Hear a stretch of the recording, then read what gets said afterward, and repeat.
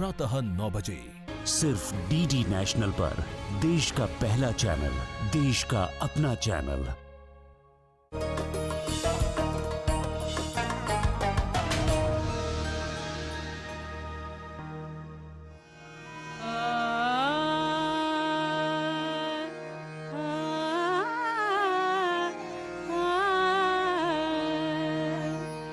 सब कहाँ कुछ लालो गुल में नुमाया हो गई।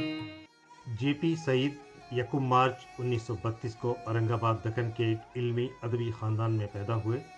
उनका असल नाम काजी गौस मोहिउद्दीन अहमद सिद्दीकी था। घर में जीलानी पाशा के नाम से जाने जाते थे। यही जीलानी पाशा सईद के तखल्लुस के साथ दुनियाए इल्म अदब में जेपी सईद के नाम से जाने गए। कई शेरी मजमूओं के खालिक उस्ताद शायर हज़रत जेपी सईद को कई अहम इनामात व एजाज़ात से नवाजा गया। उनके शहर में एक सड़क का नाम उनके नाम पर रखा गया है। उनके फ़िक्र फ़न पे कई किताबें शाये हुईं, जिनमें प्रोफेसर सलीम मोहिउद्दीन और डॉक्टर काजी नवीद सिद्दीकी के मज़ामीन भी शामिल हैं। जेपी सईद एक भरपूर, फ़आल और काबिल रश्क ज़िंदगी गुजार कर 24 नवंबर सन 2009 को इस दुनिया से रुखसत हुए। नाजरीन आदाब, मैं हूं आपका मेज़बान शफ़ी अयूब और आप देख रहे हैं प्रोग्राम शेर व सुखन। डीडी उर्दू की यह खुसूसी पेशकश शेर व सुखन हम लेकर आते हैं हर बार एक नया किरदार आपके लिए, एक शायर से आपकी मुलाकात कराते हैं। इस सिलसिले में आज आइए हम सफ़र करते हैं दक्कन की तरफ। दक्कन की धरती उर्दू शेर व अदब के लिए बहुत ही अहम और मुमताज़ धरती है। दक्कन की उसी धरती पे उर्दू शायरी के बाबा आदम वली दक्कनी, जिन्हें हम वली गुजराती और वली औरंगाबादी भी कहते हैं, वो धरती सिराज की धरती है। वो धरती लक्ष्मी नारायण शफीक औरंगाबादी की धरती है। वो धरती सफ़ी औरंगाबादी की धरती है। वो धरती है जहाँ से आज से तकरीबन 350 साल पहले ये आवाज़ आई थी, ख़बरे तहय्युरे इश्क सुन, न जुनू रहा न परी रही। ख़बरे तहय्युरे इश्क सुन, न जुनू रहा न परी रही। न तो तू रहा न तो मैं रहा, जो रही सो बेखबरी रही। वो चली समत गैब से एक हवा कि चमन सुरूर का जल गया, मगर एक शाखे निहाले गम जिसे दिल कहें सो हरी रही। ये आवाज़ जिस औरंगाबाद से आई थी, जिस औरंगाबाद की धरती पे सिराज औरंगाबादी आराम फरमा हैं, उसी औरंगाबाद की धरती ने जेपी सईद को जन्म दिया। जीलानी पाशा गौस मोहिउद्दीन सिद्दीकी, जिन्हें दुनियाए अदब ने जेपी सईद के नाम से जाना। जेपी सईद एक ऐसी शख्सियत जो शायर के तौर पे, एक मुदर्रिस के तौर पे, एक उस्ताद के तौर पे, एक दिलपजीर और दिलनशीन शख्सियत के तौर पे न सिर्फ औरंगाबाद में बल्कि पूरी उर्दू दुनिया में अपनी एक ख़ास पहचान रखते हैं। जेपी सईद साहब का जो ताल्लुक़ है इस शहर से, औरंगाबाद से और यहाँ के लोगों से, शायद ही कोई ऐसा शख्स होगा जो कभी ये कह दे कि मैंने सर को नहीं सुना या मैं सर को नहीं जानता।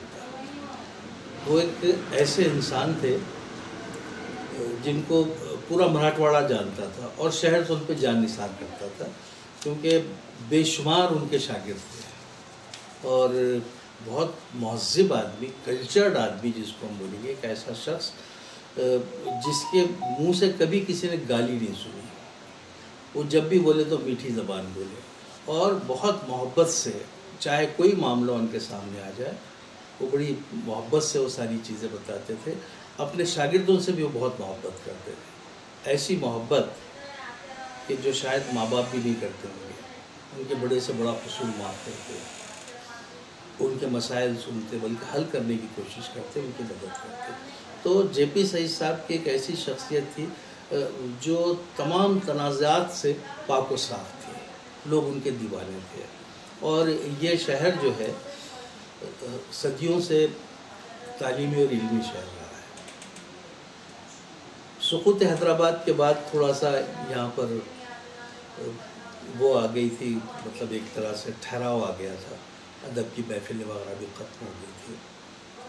ایسے وقت میں جے پی سعید صاحب نے ایک چھوٹی سی اپنی تنظیم کا آغاز کیا جس کا نام تھا مطلع ادب. اس مطلع ادب کی تاریخ بہت پرانی ہے.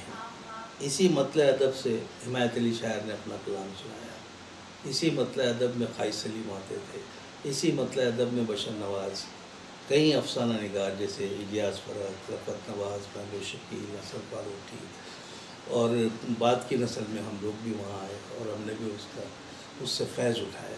تو یہ ایک طرح سے شہر میں انہوں نے ایک ادبی تحریک شروع کی تھی، جو ہر مہینے ایک جلسہ ہوتا تھا جس میں جو لکھ کے لاتا وہ وہاں پر پیش کرتا. اس پر باتیں ہوتی، تنقید ہوتی، اصلاح ہوتی، اور اس کی جو اچھائیاں ہوتی وہ بھی بیان کی جاتی. محترم جے پی سعید علمی و ادبی دنیا میں ایک معتبر اور محترم نام ہے. بنیادی طور پر وہ معلم ہیں، ساتھ ہی ایک کہنہ مشق شاعر بھی جو اردو شاعری پر مہارت رکھتے ہیں، لیکن ان کی شاعری میں بھی معلمی جلوہ گر نظر آتی ہے. ہم سعید کیا جانیں شعر کے تقاضوں کو، ہم سعید کیا جانیں شعر کے تقاضوں کو، ہم تو بس تغزل کو شاعری سمجھتے ہیں. نہ سمجھ پائے جسے اہل سخن اہل زبان، نہ سمجھ پائے جسے اہل سخن اہل زبان، اس قدر شعر کے معیار کو اونچا نہ کرو. اس معلمی کے جذبے نے ہزاروں شاگردوں کو ان کا گرویدہ بنا دیا. ملے بھی تم تو سرے بزم بات کیا کرتے، ملے بھی تم تو سرے بزم بات کیا کرتے، بیان دل کی ہر ایک واردات کیا کرتے. یہ خوبصورت کلام ہے حضرت جے پی سعید کا. آئیے سنتے ہیں خوبصورت آواز میں جے پی سعید کا یہ کلام.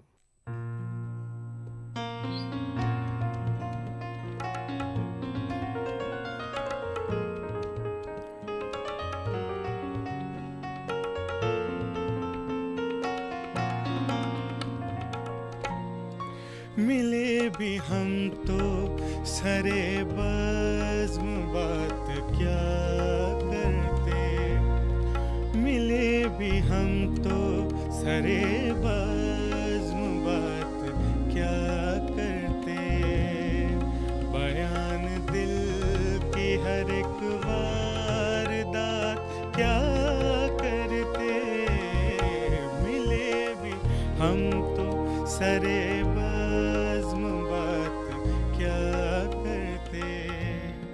ملے بھی ہم تو سرے بزم بات کیا کرتے.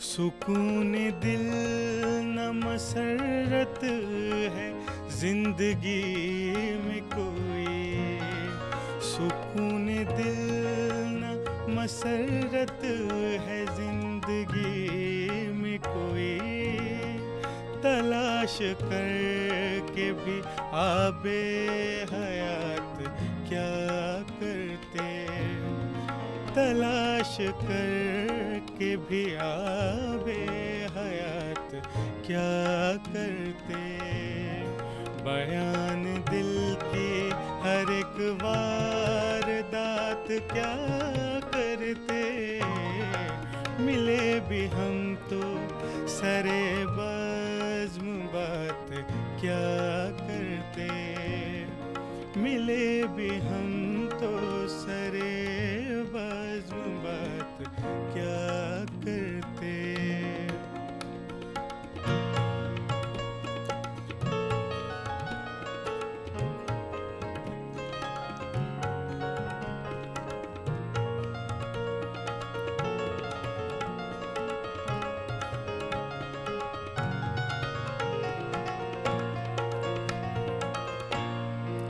غزل کہی کہ ذرا دل کا بوجھ کم ہو سعید، غزل کہی کہ ذرا دل کا بوجھ کم ہو سعید، گزارنی تھی یہ بے خواب رات کیا کرتے، گزارنی تھی یہ بے خواب رات کیا کرتے، ملے بھی ہم تو سرے بزم بات کیا کرتے، بیان دل کی ہر ایک واردات کیا کرتے، ملے بھی ہم تو سرے بزم بات کیا کرتے، بات کیا کرتے، بات کیا کرتے۔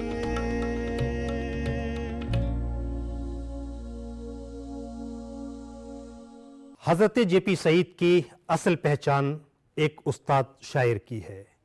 استاد شاعر ان معنوں میں کہ جے پی سعید پیشے سے بھی استاد تھے، انہوں نے کئی نسلوں کی ذہنی تربیت کی ہے۔ جے پی سعید کو شاعری میں استادانہ مہارت حاصل کی، تمام اصناف سخن میں طبع آزمائی کی ہے حضرت جے پی سعید نے۔ جے پی سعید کا ایک بڑا کارنامہ یہ بھی ہے کہ وہ پارس پتھر تھے، لوہے کو چھو دیا تو سونا بنا ڈالا، جس کو چھو دیا تو نے آئینہ بنا ڈالا۔ جے پی سعید استاد شاعر تھے اور بہت سے شاگرد جن کو انہوں نے تربیت دی، انہوں نے دنیا میں نام روشن کیا ہے۔ یہی وجہ ہے کہ جے پی سعید کے بزرگوں نے بھی ان کی پذیرائی کی، جے پی سعید کے ہمعصروں نے بھی ان کی اہمیت کو سویکار کیا، ان کی اہمیت کو تسلیم کیا، اور آنے والی نسلیں بھی جے پی سعید کی مرہون منت ہیں کہ انہوں نے پوری نسل کی ذہنی تربیت کی ہے۔ جے پی سعید اپنے آپ میں ادب کا، زبان کا، تہذیب و ثقافت کا ایک مکمل مرقع رہے ہیں۔ جے پی سعید کا خانوادہ جو ہے اورنگ آباد کا ایک مشہور اور صاحب علم خانوادہ رہا ہے۔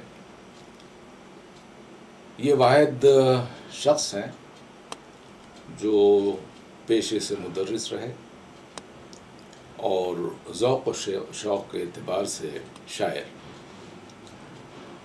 ایک زمانے تک موصوف نے یہاں کے نوجوان نسل کی، جن میں بہت اہم نام ہیں، سحر سعیدی ہیں، رؤوف انجم ہیں، عارف خورشید ہیں، اور ایسے کئی نام لیے جا سکتے، جن کے ذہن اور دل کی، جن کے شوق شعر و ادب کی، تہذیب کی، اور انہیں وہ رموز بتائے، سکھلائے، جن رموز سے شعر میں لطافت پیدا ہوتی ہے اور شاعری مستند ہوتی ہے۔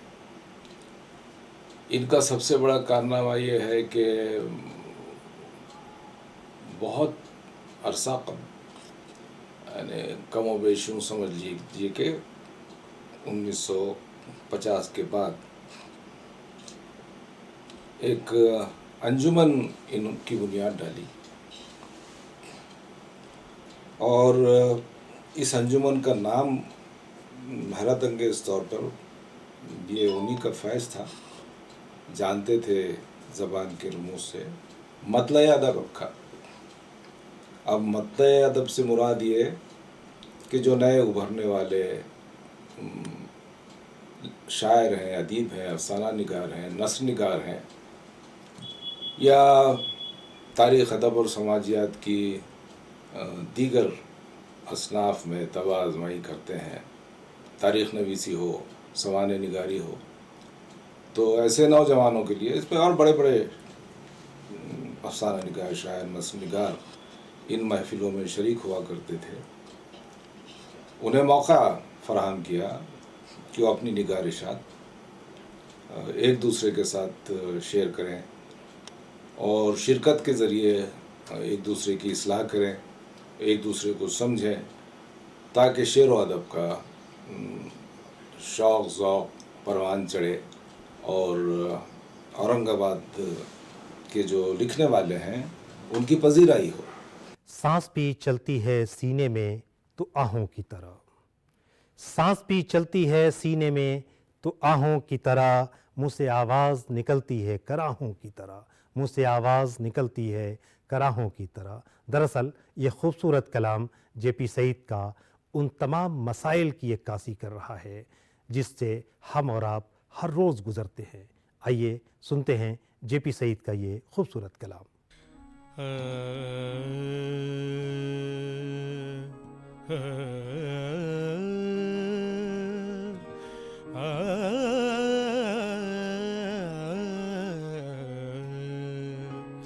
سانس بھی چلتی ہے سینے میں تو آہوں کی طرح، سانس بھی چلتی ہے سینے میں تو آہوں کی طرح، منہ سے آواز نکلتی ہے، منہ سے آواز نکلتی ہے کراہوں کی طرح، سانس بھی چلتی ہے سینے میں تو آہوں کی طرح، سانس بھی چلتی ہے۔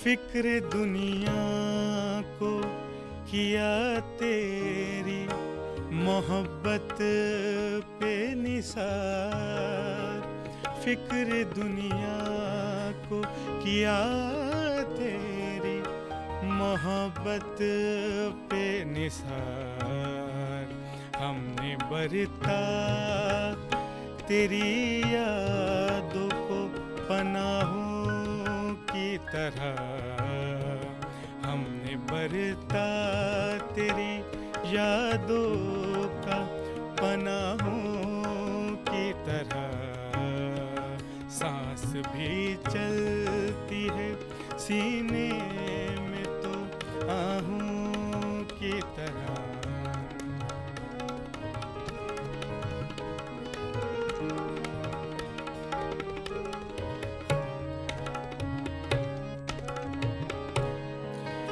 شعر اب اپنی ہی تسکین کا ساما ہے سعید، شعر اب اپنی ہی تسکین کا ساما ہے سعید، قدرداں آج نہیں کوئی بھی شاہوں کی طرح، قدرداں آج نہیں کوئی بھی شاہوں کی طرح، سانس بھی چلتی ہے سینے میں تو آہوں کی طرح، منہ سے آواز نکلتی ہے کراہوں کی طرح، سانس بھی چلتی ہے سینے میں تو آہوں کی طرح، آہوں کی طرح، آہوں کی طرح۔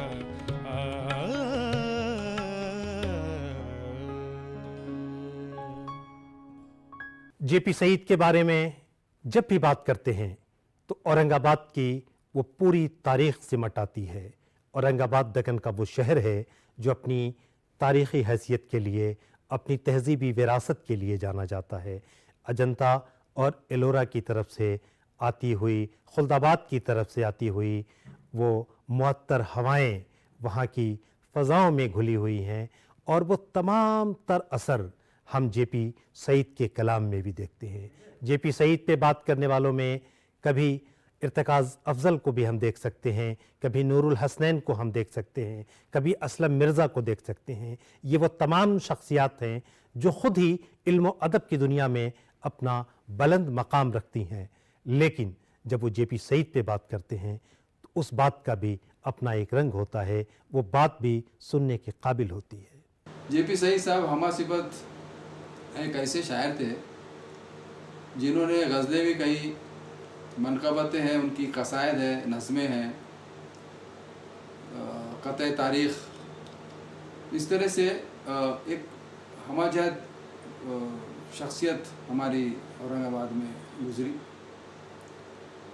اب ہوا یہ کہ بعض ناقدین نے اور ان کے کئی سینئر دوست احباب نے یہ فتویٰ بھی دیا کہ بھئی یہ جے پی سعید غزل کے شاعر ہیں اور روایتی غزل کے شاعر ہیں۔ میں نے جب ان کے دونوں مجموعے گلگشت مجھے ملا تھا ایک زمانے میں، بہت پہلے جب چھپا تھا اس کے فوراً بعد، اور اس کے بعد شاخ گل کا اجرا بھی جب ہوا 2008 یا 2007 میں، تو میں بھی تھا وہاں پر اس میں موجود، تو میں نے وہ مجموعہ پڑھا، تو اس میں نے دیکھا کہ ان کی شاعری میں، ان کی غزلیہ شاعری میں بھی روایت کا انداز ہے، لیکن وہاں بھی ایک قسم کا تھوڑی سی بغاوت بھی نظر آئی مجھے، یعنی روایت سے بغاوت بھی نظر آئی۔ اور اس کا ثمرہ مجھے کہاں نظر آیا؟ ان کی نظموں میں۔ دونوں مجموعے جو ہے، گلگشت بھی ہے اور شاخ گل بھی ہے، اس میں ان دونوں مجموعوں میں غزلیں تو ہے، گلگشت میں بڑی تعداد میں 105 کے قریب غزلیں ہیں اور 15-20 نظمیں ہیں، اور شاخ گل میں 50 کے قریب غزلیں ہیں اور باقی نظمیں، قطعات، رباعیاں وغیرہ سب، نعت شریف ہے اور مناجات ہے، حمدیں ہیں۔ اور تو میں نے محسوس کیا کہ کلاسک کی شاعری کے فکری رویوں سے انحراف جو ہے اس کی عمدہ مثالیں ان کی نظموں میں موجود ہیں، مجھے ان کی نظموں میں نظر آئے جو گلگشت اور شاخ گل میں شامل ہیں۔ یہ پابند نظمیں بھی ہیں، کچھ پابند نظمیں ہیں اور کچھ نثری نظمیں ہیں۔ تو میں نے محسوس کیا کہ 70 کی دہائی کی جو نظمیں، اس زمانے میں جو نظمیں کہی جاتی تھی اور ان کا جو لب و لہجہ تھا اور اس کا جو رنگ و آہنگ تھا ان نظموں کا، ان سے سعید صاحب کی جو نظمیں تھی بڑی مختلف مجھے نظر آئی، کہ اس میں ایک نیا رنگ تھا، نیا آہنگ تھا، لفظیات بھی بالکل الگ تھی، اور خصوصی طور پر دکنی جو انداز بیان جو ہے ہمارے یہاں کا، وہ ان کی شاعری میں، نظموں میں، کہ بڑے نہایت سنجیدگی سے، سنجیدہ متین لہجہ، اور ایک زمانہ شناس شخص جو ہے وہ اپنے خیالات کس طرح سے پیش کر رہا ہے، اس کا نظارہ جو ہے، اس کا پرتو، اس کا عکس جو ہے وہ نظموں میں آپ کو نظر آتا ہے، مجھے بھی نظر آیا۔ ہے ہماری دوستی کا یہی مختصر فسانہ، ہے ہماری دوستی کا یہی مختصر فسانہ، تیرا شوق خود نمائی میرا ذوق عاشقانہ۔ یہ خوبصورت کلام جے پی سعید کا ہے۔ جے پی سعید کا یہ خوبصورت کلام صنم خان کی مخملی آواز میں سنتے ہیں، جسے ڈی ڈی اردو نے خصوصی طور پہ آپ کے لیے تیار کیا ہے۔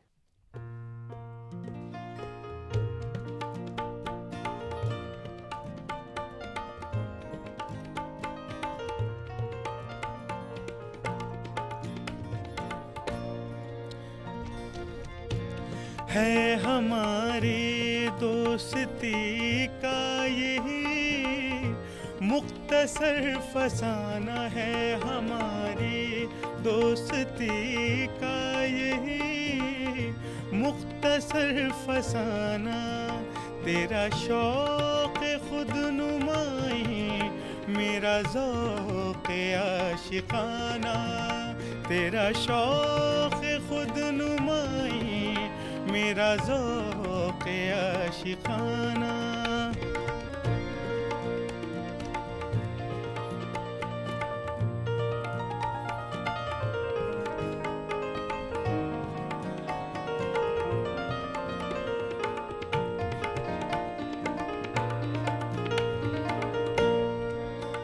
है अजीब कशमकश है कि है हम बहम मुक़ाबिल, है अजीब कशमकश की है हम बहम मुक़ाबिल।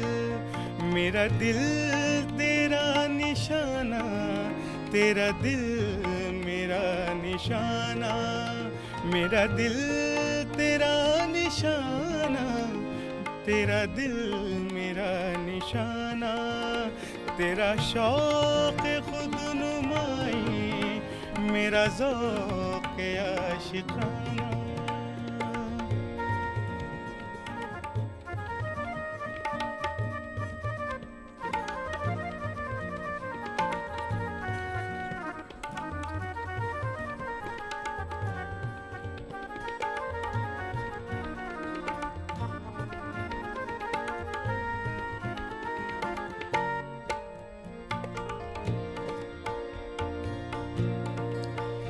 तेरी चाहत थी जो दिल में, वो ही रूह थी बदन में। तेरी चाहत थी जो दिल में, वो ही रूह थी बदन में। ये इधर हुई रवाना, वो उधर हुई रवाना। ये इधर हुई रवाना, वो उधर हुए रवाना। है हमारी दोस्ती का यही मुख्तसर फसाना, है हमारी दोस्ती का यही मुख्तसर फसाना।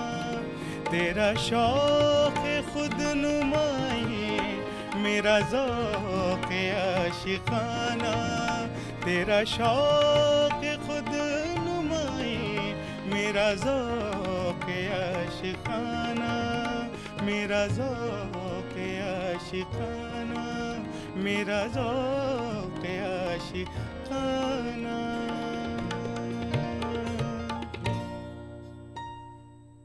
नाजरीन, आप देख रहे थे प्रोग्राम शेर सुखन। आज हम गुफ्तगू कर रहे थे दक्कन के उस मायानाज़ शायर के बारे में जिसे दुनिया जेपी सईद के नाम से जानती है। हज़रत जेपी सईद का कलाम हमने सुना, उन पे माहिरीन की राय भी जानी और जेपी सईद के ज़िंदगी के हालात से वाकिफ़ हुए। हम फिर मिलेंगे अगले एपिसोड में किसी नई शख्सियत के साथ, एक और मुमताज़ शायर के साथ। तब तक शफ़ी अय्यूब को दीजिए इजाज़त। खुदा हाफिज़।